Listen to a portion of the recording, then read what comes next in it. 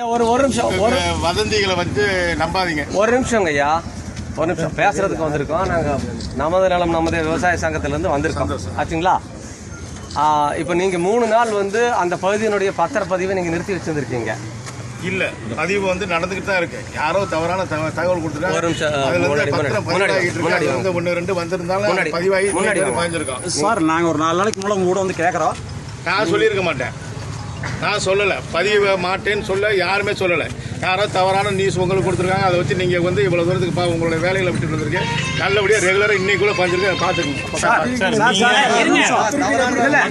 முதல்வர் மக்களோட முதல்வர் அன்னைக்கு நீங்க வந்து நிறுத்தி வைக்க சொல்லியிருக்காங்க. நீங்க சொல்லியிருக்கீங்க, அப்பவே சொன்னீங்க. நீங்க அதுக்கப்புறம் தான் நாங்க வந்து பிரச்சனை பண்றோம் அப்படிங்கிறதுக்காக தான் நீங்க எழுத்து வடிவில் நீங்க வந்து இன்னிலிருந்து பண்ற அப்படின்னு சொல்லியிருக்கீங்க. அதுக்கு முன்னாடி நீங்க 3 நாள் நிறுத்தி வச்சிருக்கீங்க. உங்க ஒரு நிமிஷம் இருங்க. இல்ல என்ன நினைச்சிருக்கீங்க? இருங்க ஒரு நிமிஷம். இல்ல அவர் ஏதோ பெரிய இது மாதிரி நினைச்சிருக்காரு. ஜாக்கிரதா சார். இல்ல நீங்க பாட்டுக்கு போறாங்கறீங்க. இல்ல இருக்கு சார். செல்வம் ஒரு நிமிஷம். இல்ல நீங்க சொன்னீங்கல்ல, நின்னமல்ல, அவரோட தலையாட்டிட்டு போறாரு. என்ன நினைச்சிருக்கீங்க? போலீஸ் உங்களுக்கு வந்து பாதுகாப்பு நின்று நினைக்கிறீங்களா? இல்ல இந்த போலீஸ் மீறி எதுவும் நடக்காதுன்னு நினைச்சிருக்கீங்களா? நீங்க பாட்டுக்கு போறான்னு தலையாட்டிட்டு போறீங்க. அப்ப எங்களெல்லாம் பார்த்தா உங்களுக்கு எப்படி தெரியுது? எப்படி தெரியுது? மாத்தி மாத்தி பேசிட்டு இருக்கீங்க. இல்ல இருங்க ஒரு நிமிஷம். பேசிட்டு இருக்கும்போது போறாங்கறீங்க உள்ள, எங்க போவீங்க உள்ள? இருங்க பேசாதீங்க. யாரும் பேசக்கூடாது. தலைவர் மட்டும் பேசாதே, யாரும் பேசக்கூடாது. இல்ல நாங்க பேசிட்டு இருக்கும்போது நீங்க தலையாட்டி இப்படி சொல்லிட்டு போனோம்னா அதை அப்படியே கேட்டு இருக்கிறதுக்கு எங்களால பார்த்தா உங்களுக்கு அப்படி தெரியுதாக்கு? கேட்கறது ஒழுக்கமா பதில் சொல்லுங்க. கம்ப்ளைண்ட் ரெடி பண்ணி வச்சிருக்கிறோம். இதே செல்வம் உங்க மேல எஃப்ஐஆர் போட்டு ரிமாண்ட் பண்ண ஞாபகம் வச்சுக்கோங்க. இல்லன்னா செல்வத்துக்கிட்ட தொங்கிட்டு இல்ல, ஆன்லைன்ல கம்ப்ளைண்ட் ரெஜிஸ்டர் பண்ணிட்டு நான் ஹைகோர்ட்ல டைரக்ஷன் வாங்கிட்டு வந்துருவேன். என்ன நினைச்சு பேசிட்டு இருக்கீங்க? உங்க பேர் என்ன முதல்ல சொல்லுங்க. செல்வம் ஒரு நிமிஷம். முதல்ல அவர் வந்து சரியா நடந்துக்கணும் பாருங்க. உங்களோட கடமை என்ன? அவர் இப்படி காட்டிட்டு இன்னைக்கோட பண்ணிருக்கேன் போறேன் அப்படின்னு போனா பத்திரப்பதிவு தடை இல்லைன்னு அன்னைக்கே நம்ம சொல்லி முதல்ல அவர் உள்ள போறேன்னு சொல்லக்கூடாது. நாங்க வேலையில அதை வந்து திறமை நின்று இருக்கிறோமா?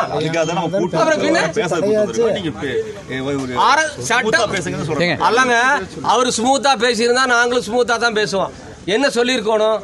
கொஞ்சம் நீ தள்ளி நில்லுங்க. நீங்க நடுவுல நிக்கிறத பார்த்தா ஏதோ நான் அவர் அடிச்சு போடுற மாதிரியும் நீங்க இப்படி குறுக்கணும்னு அப்படியே அவரோட முகத்தை பார்த்து. உங்க பேரு சொல்லுங்க. செல்வ பாலமுருகன்.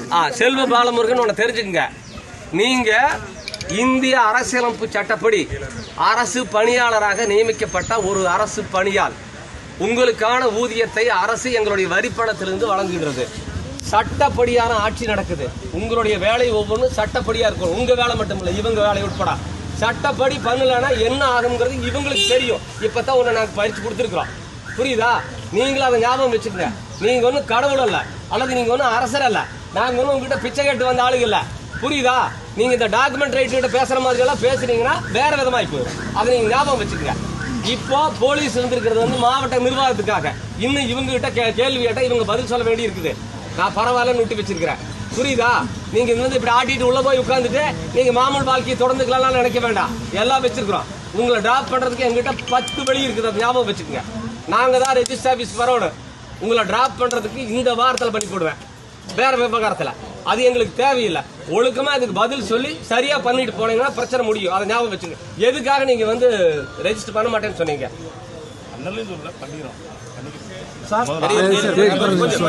செல்வ இது என்ன பதில்? அவர் சொல்ற பதில் 3 நீங்களே இருந்தீங்க சார். உங்க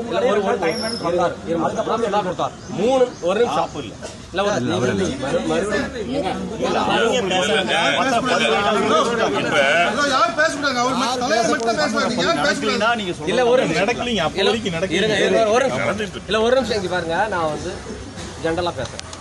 இவரு 3 நாள் பத்திரப்பதிவு நிறுத்தி வச்சது மட்டுமில்ல, அதை பூரா இந்த 3 மாவட்டத்துக்கு நடத்தி விட்டார். ஈரோடு, திருப்பூர், கோயம்புத்தூர் 3. அதை நிறுத்துங்கப்பா. யார் அது?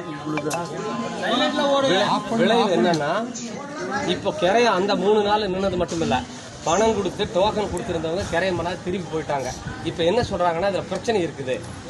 நாங்க 2 வருஷம் போராட்டம் நடத்தி, அதெல்லாம் சொல்ல வேண்டாம், அது இங்க லோக்கல்ல இருந்த பிரகாஷுக்கு தெரியும். என்ன ஏன் பிரகாஷ் எப்படி போராட்டம் நடத்தினா, யார் யார் வந்தாங்க நடத்தி நிலம் எடுக்கிறது இல்லைன்னு சொல்லி போட்டு பாராளுமன்ற உறுப்பினர் வந்து ஆர்டிஓவும் வந்து மக்கள் மத்தியில் குளியூர் கூட்டத்தில் நாங்கள் எடுக்க மாட்டோம், விவசாய நிலத்தை எடுக்க மாட்டோம், நாங்கள் உறுதி கொடுக்குறோம் அப்படின்னு சொல்லிட்டு மீதி இருக்கிற நிலத்துக்கு அந்த 900 ஏக்கருக்கு பேசிக்கலாம், டிட்கோ சேர்மனை வர சொல்லி பேசிக்கலாம். நாங்கள் அதெல்லாம் ஒரு முடிவு பண்ணியாச்சு. இயல்பு வாழ்க்கை திரும்பிட்டு இருக்குது. இந்த பிரச்சனைக்கு அப்புறம் அப்போ தான் ஒவ்வொன்றா வர்றாங்க. நீங்கள் அன்னூர்லேருந்து கோயம்புத்தூர் போகிற வழியில் 1/2 கிலோமீட்டர் தாண்டா ஏக்கரா 1 கோடி ரூபாய், மெயின் ரோட்டில் வந்தால் 3 கோடி ரூபாய் 4 கோடி ரூபான்னு போகுது. அங்கே 40 லட்சம் கூட போகிறதில்ல. என்ன காரணம்னா இந்த இளவெல்லாம் தான் காரணம். இதிலிருந்து மீண்டு இப்போ தான் ஓரளவுக்கு வந்துட்டு இருந்தோம். இவர் 3 நாள் பண்ண வேலை இப்போ மொத்தமாக வியாபாரம் எடுத்து போச்சு. இதுல இருந்து மீண்டு எந்திரிச்சு நீ ஒருத்த வந்து பூமி வாங்க வருவானா இல்லையான்னு தெரியாது. சும்மா அப்படி சொல்லிட்டு நான் பண்ணிட்டு அப்படி போறதுக்கு நாங்கெல்லாம் ஒண்ணு காதுல பூ வச்சிருக்கல, கடுப்புல இருக்கிறோம். இதனுடைய விளைவு இந்த மக்களுடைய பொருளாதாரம் மண்டையடி ஆயிப்போச்சு. இதனுடைய பின்விளைவு என்னன்னா வெறும் பொருளாதாரம் மட்டும் இல்ல, இவங்க வாழ்வியலையே பாதிக்கக்கூடிய அளவுக்கு ஆயிப்போச்சு. ஒரு பொண்ணு கொடுக்குற இடத்துல கட்ட இடத்துல இவங்க எல்லாம் சிப்காட்ல போகாம இந்த பூமியை நம்பி போய் என்ன பண்றது, இங்க பொண்ணு கொடுத்து என்ன பண்றது, இங்க பொண்ணு கட்டி என்ன பண்றதுங்கிற அளவுக்கு இவங்க வாழ்க்கை பாதிக்கப்பட்டிருக்குது. இவ்வளவு பெரிய ஒரு அயோக்கியத்தனத்தை பண்ணி போட்டு ஒண்ணுமே இல்லாத வந்தோன்னா இப்படி காட்டிட்டு அவர் போறாங்கிறாரு. நாங்க சாதாரண எடுத்துட்டு போக முடியுமா? 324 BNS 324, பழைய IPC 425, 26, 27, 440 இந்த செக்ஷன்ல அவர் மேல நாங்க இப்ப கம்ப்ளைண்ட் கொடுக்குறோம். நீங்க FIR போடணும். இந்த கூட்டம் அப்படியே அங்க ஸ்டேஷனுக்கு வரும். அவர் போகட்டும். நான் என்ன சொல்றேன், எதுக்கு பேசுறதுக்கு கூப்பிட்டேன்னு சொன்னேன். இதெல்லாம் பண்றதுக்கு இதெல்லாம் தேவையில்லை, நாங்களாம் அங்க உட்காந்து பண்ணிடலாம். நீங்க பண்ணலன்னு சொன்னா ஆன்லைன்ல ரெஜிஸ்டர் பண்ணி போட்டு ஹைகோர்ட்ல ஒரு டைரக்ஷன் வாங்கிட்டு வந்துடலாம். ரொம்ப நேரம் ஆகாது. எங்ககிட்ட எவிடன்ஸ் இருக்குது. அவரெல்லாம் நான் சொல்லல அப்படின்னு சொல்றதுதான் ஆகாது. ஒரு வாய்ப்பு, செஞ்ச தப்பை திருத்திக்கிறதுக்கு ஒரு வாய்ப்பு. பாதிக்கப்பட்ட மக்கள் இருக்காங்க, அதுக்காகத்தான் பாலமுருகன் சரிதானே சொல்றாங்க, பாலமுருகனுக்கு ஒரு வாய்ப்பு கொடுத்துருக்கிறோம். இந்த பஜனை எல்லாம் பாடிட்டு இருந்தா அது மத்தவங்க கிட்ட நடக்கும், எங்கிட்ட அதெல்லாம் நடக்கவே நடக்கும். அதெல்லாம் நோக்கம் இல்லை. இவங்கள அமைதிப்படுத்துற மாதிரி ஒரு பதிலை இதோட முடிச்சுக்கலாம் நான் நினைக்கிறேன். அதான் நான் உங்கள்கிட்ட நீங்க பேசுங்க, அவ்வளவுதான். அவரான செய்திங்க கண்டிப்பா அதுக்காக ரொம்ப வருந்துறேன், மீண்டும் வருந்துறேன். நீங்க எந்த பத்திரம் கொண்டு வந்தாங்க சரியா இருந்தால் கண்டிப்பா பதிச்சு தரேன். இது வேற யாரு எங்களுக்கு தெரியாது. கொடுத்த தகவல் கொடுத்தவரை ஒரு டாக்குமெண்ட் கிடையாது, தகவல் கொடுத்தவரை ஒரு டாக்குமெண்ட் கிடையாது. அவர் போகிறவர் வாரவரெலாம் எல்லா தகவலும் கொடுத்து பேப்பரில் போட்டு பெருசாக்கிட்டாங்க. உங்கள் மன உளைச்சலையும் எங்கள் மன உளைச்சலும் எல்லாருடைய மன உளைச்சலையும் விட்டு போயிட்டாங்க. இது அதிகாரப்பூர்வமாக எதுவுமே கிடையாது. ஒவ்வொன்றுக்கும் ஒரு பட்டாலாம் வச்சுருக்கோம், பட்டா மாற்றுங்க திட்டா மாற்றுங்க, அது மாதிரி எந்த விதமானது தடை சொல்லி நோட்டீஸோ எதுவுமே ஒட்டலை. அப்படி சொல்லவும் இல்லை. அவராக வந்தார், ஏதோ நாளைக்கு பதிஞ்சிட்டு போவோம் அப்படின்னு சொல்கிற மாதிரி போயிட்டாங்க. அவங்களுக்கு இந்த பதிவுத்துறைக்கு சம்பந்தம் கிடையாது. தவறான செய்தி, அனைத்துமே தவறான செய்தி. அப்புறம் அவரா சுமோட்டோவா பத்திரிகைக்கு கொடுக்குறாரு. நான் எங்கிட்ட கேட்டுட்டு நிருபர் என்கிட்ட கேட்டு என்ன சார் இந்த மாதிரி பதிவு இருக்கு தடையாகிட்டு, நீங்கள் எவ்வளோ தூரத்துக்கு வந்து நீங்களே வந்தால் கூட இல்லைன்னு சொல்லியிருந்தேன். அவர் ஏதோ என்ன நினைச்சாரோ அது விளம்பரமாக ஒரு நாளைக்கு தடையினார், அடுத்த நாள் மகிழ்ச்சினார், அப்புறம் என்னன்னு தெரியல. இப்போ நாளைக்கு என்ன சொல்ல போகிறாரோ உங்களை எல்லாம் சேர்த்து எல்லாத்தையும் என்ன சொல்ல போகிறாரு தெரியல. அது அவங்களுடைய சுதந்திரம், அது கூட நம்ம போக முடியாது. தவறான ஆள் தவறான செய்தி கொடுத்து எல்லாருடைய மன உளைச்சலையும் கொண்டு வந்துட்டாங்க. அதிகமாக பாதிக்கப்பட்டது நானும் நீங்களும் தான், எல்லாரும். சார் தவறான செய்தி நீங்க மறுபடியும் பேப்பருக்கு போடுவீங்களா சார்?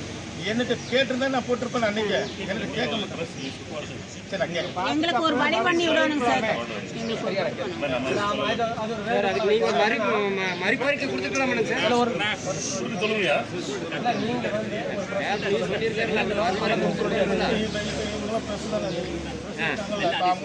சார். தவறான செய்தி தவறான ஆளுகள் கொடுத்ததுனால அது மாதிரி உள்ளது. இங்கே எந்த பதிவுக்கும் தடை எதுவும் கிடையாது, வேறு எந்த உள்நோக்கம் கிடையாது. இங்கே எனக்கு இந்த ஊரோ உங்களுக்கு எங்களுக்கு முகமே தெரியாதவங்க நீங்கள் எல்லாருமே. நான் உங்களுக்கு வெறுப்பான ஆள் கிடையாது, விருப்பமான ஆள் கிடையாது. என்னுடைய வேலையை மட்டும் செய்கிறதுக்கு வந்து விட்டுருவாங்க. வேறு ஒன்றும் உங்களுக்கும் எனக்கு கால் குறிச்சி எதுவுமே கிடையாது. முகம் கூட நான் பார்த்ததில்ல உங்களையெல்லாம். பத்திரிகை செய்தி ஒரு தவறான தகவல் பரவி எனக்கும் அது இடையூறு ஏற்படுத்திடுச்சு, மக்களுக்கும் பெரிய ஒரு தொந்தரவு ஏற்படுத்திடுச்சு. அந்த மாதிரி ஒரு செய்தியே கிடையாது. அப்படி ஒரு நான் வெளியிடவும் இல்லை. இந்த நடந்த தவறுகளுக்காக நான் வருத்தம் தெரிவிச்சுக்கிறேன். இதை நான் சரி பண்ணிடுவேன் அப்படிங்கிற மாதிரி நீங்கள் ஒரு அறிக்கையாக கொடுத்துருங்க. அது செய்தித்தாள்கள் வர மாதிரி. ஏன்னா இந்த செய்தி எப்படி எந்தெந்த பத்திரிகை தயவுசெய்து இங்கே இருக்கிற பத்திரிகையாளர் நீங்கள் நல்லவங்களாக இருந்தால், மனசாட்சியுள்ள ஆளுகளாக இருந்தால், எப்படி ஒரு வதந்தியை எவ்வளவு முக்கியத்துவம் கொடுத்து போட்டீங்களோ அது மாதிரி 2 மடங்கு முக்கியத்துவம் கொடுத்து சார்பதிவாளர் கொடுத்துருக்க மறுப்பை போடுங்க. அப்போ தான் நீங்கள் நேர்மையான ஆளுகளை நாங்கள் நம்ப முடியும். அதே மாதிரி எந்த செய்தான்னு கேளுங்க. கேட்காம நீங்களும் அவங்களாம் ஏதோ ஒன்று போட்டு நேரம் நீங்கள் எங்கிட்ட வாங்க. புரோக்கரு இடைப்பட்ட ஆளெல்லாம் கூட்டிகிட்டு வராது. எனக்கு இந்த பத்திரம் பஞ்சு கொடுன்னு உடனே நான் சரியாக இருந்தால் பஞ்சு கொடுத்துட்டு போகிறேன். நீங்கள் போய் அங்கே போய் இங்கே போய் அவனுடைய கோபத்துக்கு அவன் பிரியமா இருப்பாங்க, பிடிக்காதவனா சொல்லுவாங்க. அதனால சார் நீங்க அன்னைக்கு வந்து பேசுற போதுங்க சார் இல்லைங்க முடியலைங்க விஷயம் முடியல. அன்னைக்கு வந்து நீங்க கோயில் படத்தில் பேசுற போது நிறுத்தி வச்சிருக்காங்க, நீங்க தான் சொன்னீங்க நிறுத்தி வைக்க சொல்லியிருக்காங்க, அதனால தான் நிறுத்தி வச்சிருக்குது அப்படின்னு. எங்களுக்கு நிறுத்தி வைக்க சொன்னது யார் அது எங்களுக்கு தெரியும். நீங்க நிறுத்தி வச்சிருந்தீங்க, நாளையிலிருந்து அதாவது அன்னைக்கு நீங்க சொன்னது வந்து அப்போ வரைக்கும் ஃபர்ஸ்ட் டைம் உங்களோட பேச்சுவார்த்தை நடத்துற போது நீங்க வந்து நிறுத்தி வைக்க சொல்லியிருக்காங்கன்னு சொல்லிட்டு நீங்க கிளம்பிட்டீங்க. இல்லைங்க நாங்க கிளம்ப மாட்டோம், இங்கே உட்காந்துருப்போம்னு சொன்னங்காட்டிக்கு மறுபடியும் காவல்துறை இவங்க பேசுனதுனால நீங்க மறுபடியும் மேலதிகாரிகிட்ட பேசிட்டு வரேன்னு பேசிட்டு வந்துட்டு தான் நீங்க வந்து பாத்தீங்கன்னா மீண்டும் வந்து பாத்தீங்கன்னா ரிஜிஸ்ட்ரேஷன் நடக்கும் அப்படின்னு சொன்னீங்க. அப்ப நீங்க எப்படி அப்படி சொன்னீங்க? நிறுத்தி வைக்க சொன்னாங்கன்னு நீங்க தான் சொன்னீங்க, மறுபடியும் ரிஜிஸ்ட்ரேஷன் பண்றேன்னு நீங்க தான் சொன்னீங்க, மறுபடியும் எழுத்து வடிவில் எழுதி தாசில்தார் கிட்ட நீங்க கொடுத்துருக்கீங்க. நான் தான் அவரை கூட்டிட்டு வந்தேன். இல்ல அதாங்க பிரச்சனை ஸ்டார்ட் ஆனப்போ நான் சார் நீங்க வந்த நேரத்தை செட்டில் ஆகி ஒரு பிரச்சனை ஓடிட்டு நீங்க வந்து என்ன உங்களோட இது சொல்லுங்கன்னு சொன்னாரு. அவரு நேராக வந்து வந்தாரு, நிறுத்தி வைக்க சொன்னா அவர் சொல்லவே இல்லை சார். ஃபர்ஸ்ட் நாங்க பேச்சுவார்த்தையில நிறுத்தி வச்சிருக்காங்க, இன்னும் 2 நாள் தெரியும் 2 நாள் தெரியும் அவரு தான் சொன்னாரு இருக்கு அப்படின்னாரு. சரி நீங்க ரிட்டனா கொடுங்க அப்படின்னு சொல்லும் போது அவரு வந்து தாசர் நான் உங்களோட கொடுக்க மாட்டேங்க தாசர் ரிட்டனை எழுதி கொடுத்தாரு. அந்த ரிட்டனை எழுதி கொடுத்துலையுமே 2 நாள் நிறுத்தி வச்சோம் அப்படிங்கிறதுலாம் அவரு இல்ல அது அந்த வார்த்தையை வர வேண்டியது. ஏன்னாங்க நிறுத்தி வச்சதுனால தாங்க நீங்க எழுதியே கொடுத்துருக்கீங்க சார். இப்ப நாங்க பேச்சுவார்த்தை நடத்துனதுனால தாசில்தார் இல்லைங்க சார், அங்க பிரச்சனை வந்து நிறுத்தி வச்சிருக்காங்க பிரச்சனை இல்ல நீங்க மக்களோட முதல்ல போனது வந்தது இல்லாம உண்மை. அவர் சொன்ன மாதிரி ஏதோ சில தவறான தகவல் போட்டு நீங்க அங்க போயிருக்கீங்க.